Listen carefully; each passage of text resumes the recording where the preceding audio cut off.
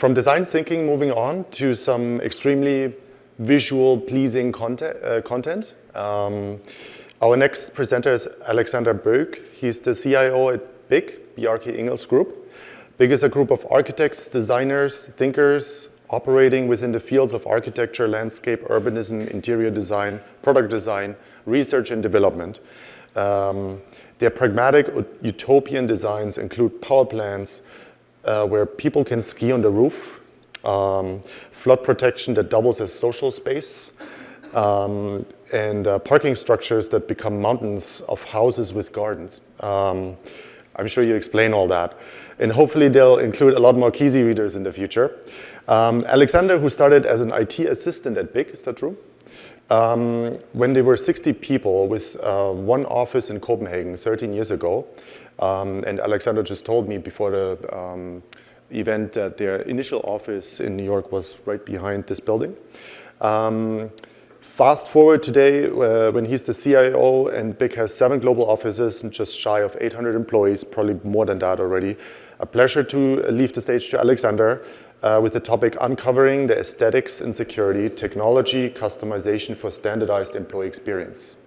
We'll see what that is. Thank you. Let me see if this works. Bjarke Ingels Group. I'm Alexander, and as you already told, my career has been pretty boring. 13 years at the same company.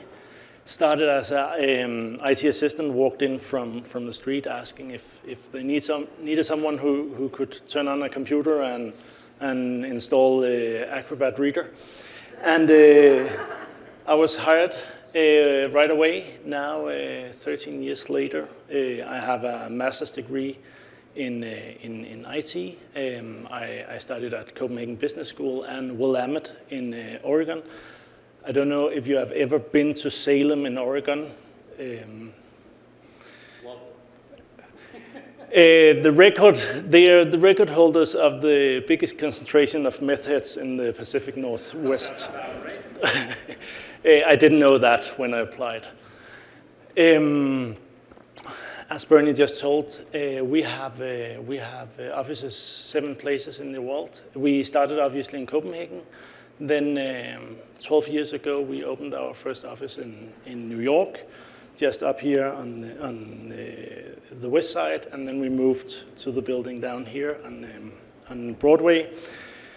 Since then, we also opened in London, Barcelona, Shenzhen, Los Angeles, and last year in Zurich.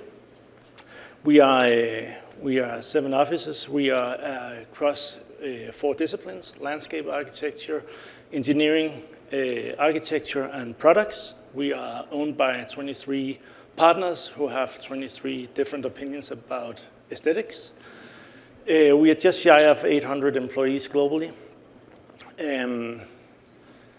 Our IT team consists of 16 people across the globe, and we do everything we can to make the life easier for the architects. We have about a turnover of 200 people a year because we have a ton of interns. So as John just told us about, we have spent quite a bit of time on the whole onboarding flow of all our employees, and that's a very big part of us choosing products. Hence why we also chose Kisi, because it just elevates a lot of like all the handing out key fobs and so on.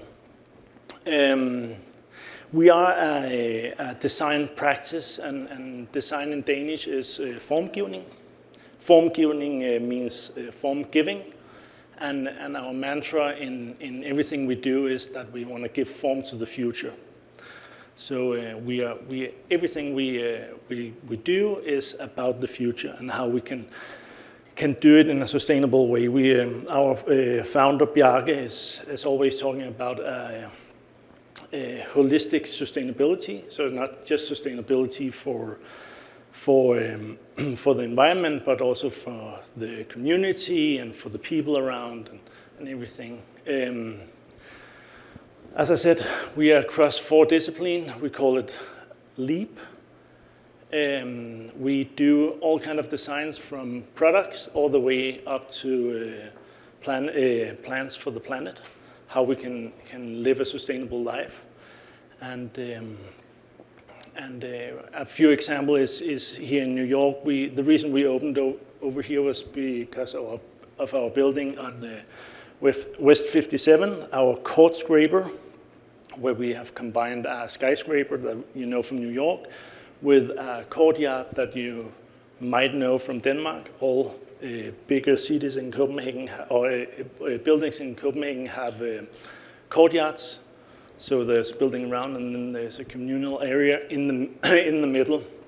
So we basically sliced it down so there's sun inside the courtyard for the residents to enjoy a little bit of sun and green.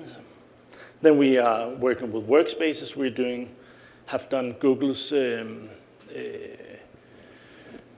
headquarters in Bayview in LA or in California,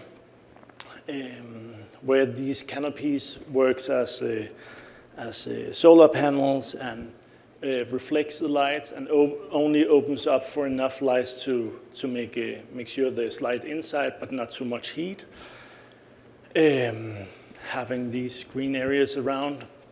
We do mixed-use buildings. This is an example from Singapore where we have a public roof garden going all the way up through the building, having these massive steel structures. I think we have a picture here, making these openings where you from the outside can see into a jungle, and from inside from the jungle you can see out to the skyline of Singapore. We do culture. This is an example of a building in Norway. We were supposed to.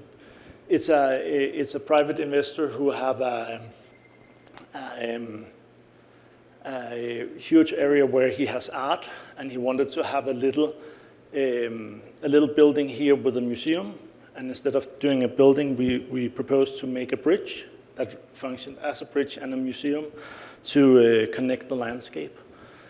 Then in the middle of Copenhagen, in the most diverse area, we have this half a mile long public square where we invited all the neighbors to come to a meeting around it, and we figured that there was more than 90 different nationalities. So we ended up proposing that we would do a communal area where we implemented art pieces from different places in the world. So we have a sign from a dentist in Turkey, a spring from Iran, a playground from Japan, and so on, to try to incorporate the culture.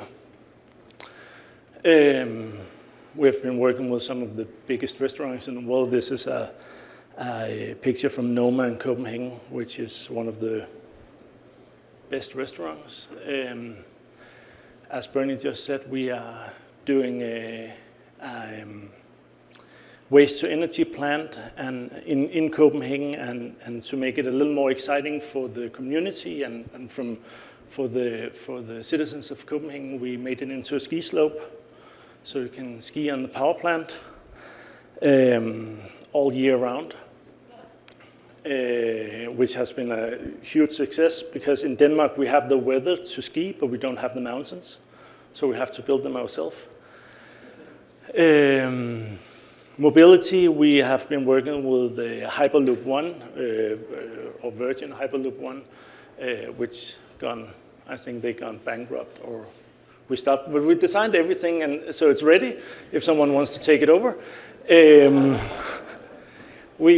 So instead we have continued with building one of the biggest timber structures in the world. This is a terminal in Zurich, completely made out of timber, and it will be done in, I think, 4 years from now. And this is the reason we just opened up in Zurich. We are also doing stadiums. We just publicly released that we are doing Oakland A's baseball stadium in Las Vegas on the Strip. A huge stadium with indoor screen that can show everything. And resiliency, as you also told, we are doing the waterfront on Manhattan as a public space where you will have baseball field, soccer field, all kind of sports and concerts venues, but it will at the same time work as a flood protection for the whole of Manhattan. So in case of the next Sandy, hopefully we will collect most of the water before it hits the city. We're doing urbanism. Right now we are working with the Prince of Bhutan on building a new city in Bhutan where we incorporate the city in the landscape, trying to preserve all the ways for the elephants to go down and get water. And I don't know if you know, but in Bhutan, you're talking about happiness as a GDP of the capitals. So we are working very much with that, which is a new challenge because now we're just not talking money, but we're also talking happiness. We're talking about all the things that we are trying to incorporate in all our buildings. This is a whole country that does that already, and we're trying to fit into that. Where we are doing all kind of, this is an airport terminal also built completely in timber.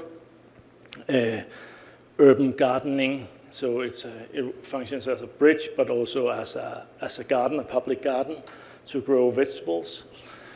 We are doing a dam that can produce electricity, but everything that you see here is stairs. So you can basically walk on it and walk across it, use it as a bridge to connect the two connection over the river. Then we're doing products, and this is where it gets a little bit interesting because we have a few partners who are very keen on products, very keen on design, and so everything that I as a CIO choose for computers, phones, everything needs to be somehow in line with what is the most beautiful you can get. We're doing everything from faucets, cups, and we even did a lock, a door lock, and you would say, why don't we use that for all our offices instead of using Kisi? That's because we're good at design, but we are not in charge of all the electronics, and the guys who are doing these are not good at electronics, so don't buy it. I haven't said that. So that's basically everything that we do on the planet, and our founding partner Bjarke, he is very keen on being the first person to build on the moon. So right now we have a collaboration with a company called Icon, who 3D prints. We have 3D printed the first prototypes in Nevada, and they can 3D print concrete from moon dust, or at least that's what they say. And we are then doing the designs of the housings. I just heard that we have scheduled the first flight to the moon in 2029 together with NASA, where we will have our first piece on the moon. And so if you want to have the first Kisi on the moon, I might have a ticket for you. I'm not sure who we are trying to prevent from getting inside, but so hopefully we will be the first architects to build outside the planet. These are 3D printed houses, and I was working a little bit in Photoshop to see if I could put a Kisi on this, but it didn't look super good. Then we just finished our new headquarters in Copenhagen, and that's a huge house where I think we ended up having to mount Kisi on 23 different doors. And one small note I want to just add is a few years ago I did a phishing campaign in the office to figure out how were we doing with security on the person perspective. And out of our, at that point, 600 employees, 250 employees sent their email, the password, the phone number, and the birthday. So since then, I have been very eager on getting rid of all passwords. Instead of trying to explain to people that don't share your password, I'd rather have them not knowing their password. So I spent quite a bit of time with my team on removing password from the computers and everything, and then suddenly I realized, oh, we still have a PIN code for the door. We still have a PIN code for the printer. We still have a... So when we... At that time, I was living in New York, and we were moving from this building here to 45 Main Street, and some guy who was more or less, I thought he was sent from heaven. He was sent from the 5th floor. Bernie came by and asked, hey, do you want to see our product here? We do access control. And yeah, let me see it. And basically, Kisi did everything that we needed except for the design. The first reader wasn't up to the aesthetics of what we what our partners expected. So with a little bit of 3D printing and a little bit of mounting, we made a little enclosure to hide it. But the whole experience of getting into the building was very nice. And then I was then we had used it in New York, and we got it in London as well, where we also could hide it a little bit. And then we got our new headquarters, and I was thinking, oh my God, what do we do? And then luckily, Kisi came with a new design that was very much more pleasing for the eye. And just a few pictures from our building. So it's a 6-story building, but all these floors are only half floors. So no matter what floor you're sitting on, you're connected to the floor below, and you're connected to the floor above you. And that's to get a better interaction and not to differentiate who you are and where you're sitting. There's no one in our company who has their own office. The finance trainee sits with her back to our CEO. Bjarke himself doesn't have a desk. He's just floating around when he's there. We are, across all disciplines, we're mixed. So you sit in your small team that has a project, but that team can sit next to an engineering team or the IT team or the finance team to get like interaction and to make sure that we know what we're doing and we can serve. We're here to serve all the architects the best way possible. And everything we can, all obstacles we can remove from them is a plus. So when we can say to them, just click on this and download this app, and from now on you can just enter the building as long as you have your phone on you. That's a help for everyone. And we are not afraid of losing key cards, key fobs, anyone giving out a PIN code. We know the day people are stopping, they don't have access to the building anymore, and so on. We are on the tip of Copenhagen, on the waterfront, in the harbor, in the new area that is being built right now. We just got a second place for the second ugliest building in Copenhagen, which was one better than last year, where we won the ugliest building in Copenhagen. But as we say, good art is art that creates discussions and provokes a little bit. And I think here you can see on all our exterior doors, we have a little Kisi lamp that lights up the show.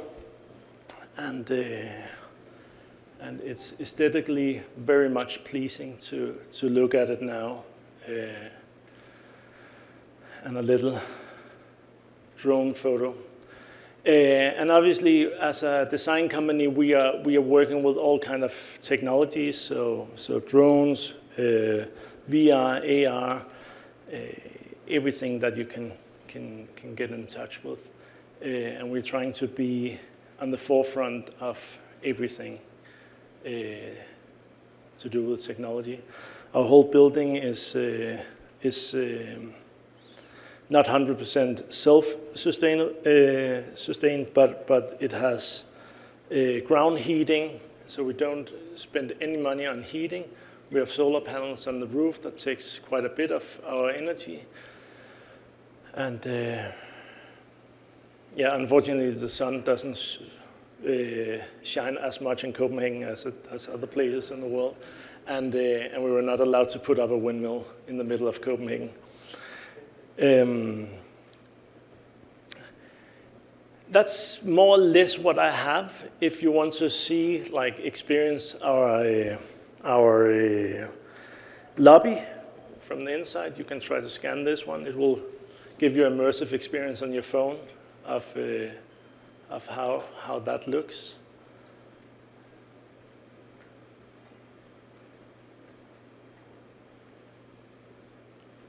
And then you can move it around, and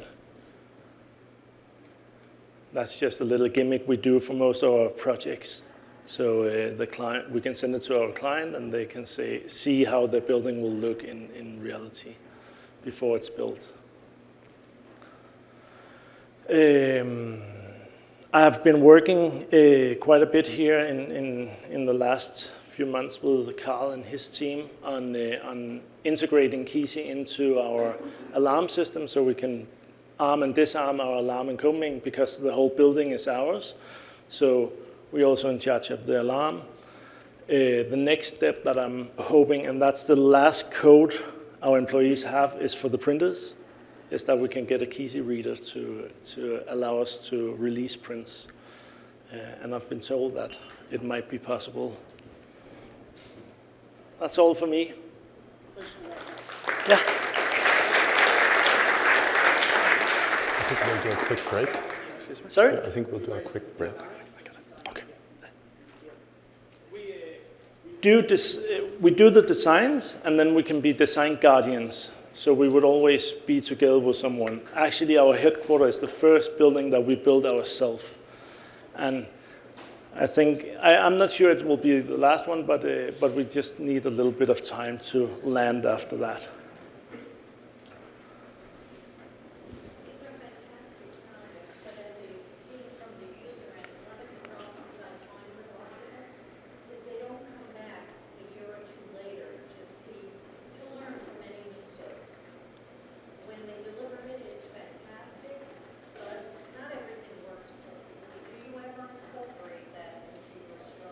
No, we stay away.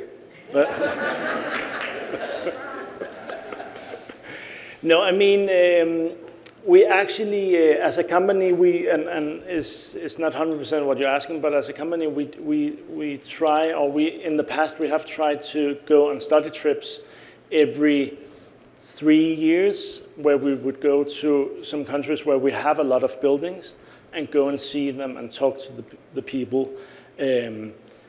To like get some feedback on what we have done,